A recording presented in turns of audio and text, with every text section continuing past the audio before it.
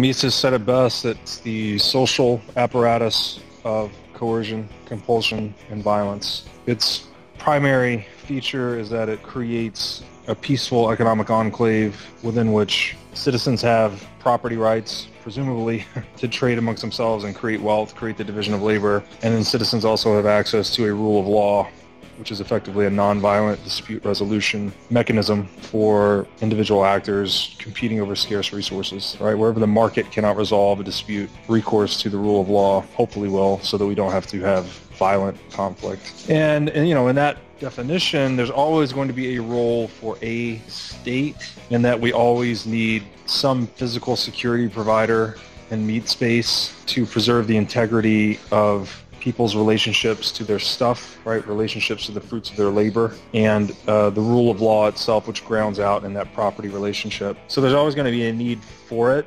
But I think the big problem in the world today is that there's been no check on it. Gold was somewhat of a check historically, but that was corrupted, let's just say, in a nutshell. And we've gone away from that as a check on government today. And now we have, fortunately, we have digital gold emerging as a veto option on the state. Should the state be excessively oppressive or prey on property rights too heavily, people can now effectively cast a vote of no confidence in the state by moving into Bitcoin and moving elsewhere, moving to where they're treated best.